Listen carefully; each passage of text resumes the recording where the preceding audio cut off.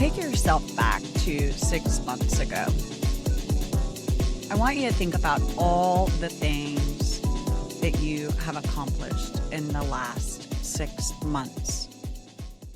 All of the good and the bad. Taking self-inventory is so important for soul evolution, especially when we can look at the things that maybe didn't go so great, that we would like to do better at, and most importantly, all the things that have gone great. Welcome to Collective Guidance. I'm your host, Charla Goodnight, and I'm so grateful to have you here. If you are new to the channel, thank you so much for joining me. If you like this episode, hit the like button, subscribe, make a comment, share it with someone that you feel could use it. I'm really grateful for you being here. Today, we're going to talk about self-inventory and how it is so important to have self-inventory. This episode is being released on the full moon in Capricorn. Today, also, Jupiter moves into Leo. Hey, I'm a Leo sign. And Mercury goes retrograde. So I want to talk about the full moons. I love to, on a full moon, and full moons happen once a month, as we all know. I love to look at everything that has happened in the last 6 months since the new moon in Capricorn. And typically on a new moon, I will always write down intentions that I want. And so 6 months later, I get to take inventory of what has worked, what has moved the needle, what didn't move the needle that maybe I need to eliminate, and what else do I want to accomplish in the next 6 months. Self-inventory is so important because it allows you to track where you've been and what you want to move towards. We did not come into this human experience to just not achieve that which our soul desires. And how do you know if it is a soul desire? Well, you can feel it in your heart. So right now, I want you to take a moment and think about something that your soul desires.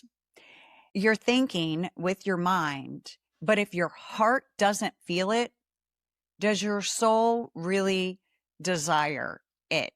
A full moon is the perfect opportunity for that because it looks at everything that you've done for the last 6 months and is bringing a light to it. The full moon, it's full. And so you're bringing light to what you have done. I like to even take it a step further that every night before I go to bed, I don't necessarily write it down, but I do a internal self-inventory. What went good today? What didn't?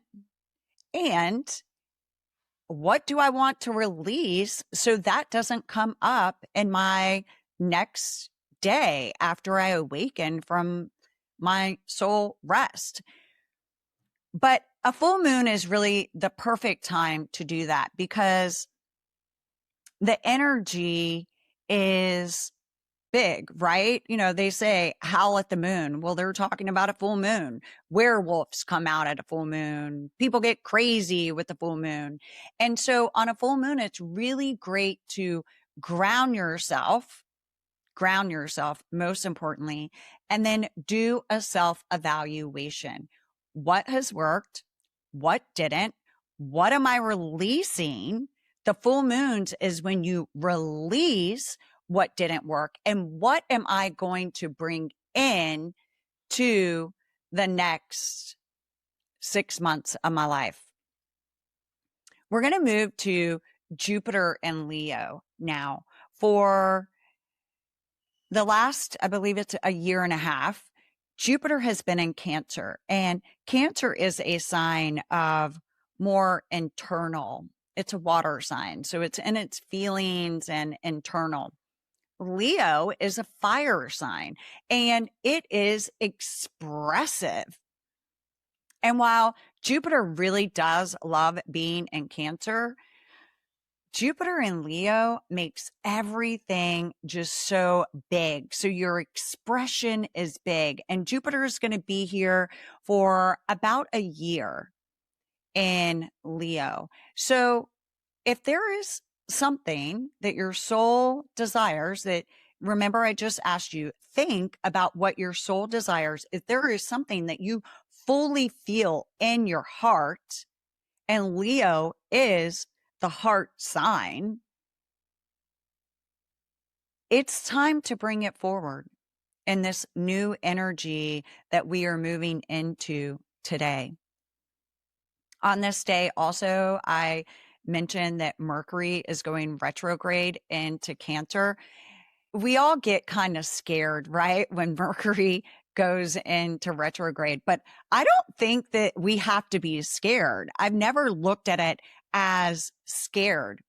I think what Mercury and Cancer is asking us to do is just slow down, think about the actions that we want to take before taking them, be very heart centered and conscious about what we are trying to communicate, go within, see what we want to release and no longer take forward with us in our life. Really just have more patience and compassion for ourselves, and therefore we can give it to others. I am super excited about this Jupiter and Leo energy because the momentum is going to pick up. And the way to pick the momentum up for yourself, if you feel like momentum has been a little bit slow, is every day ground yourself. Put your feet in the ground. Drink plenty of water. Hydrate your body. Your body needs water, so drink lots of water. Joy as a resistance. Turn off the TV, put music on, let your heart sing, get into your heart, feel what you want. I was just on a group session with Sonia Choquette, and she talked about how the new energy that we are moving into is all about heart center. Our heart beats, right? It beats to keep us alive. Anything that makes a sound makes a frequency. And actually, everything has a frequency if we break it down. But our heart is what's keeping this divine human being in existence. Our heart is pumping blood through our whole body, and it has a magnificent frequency.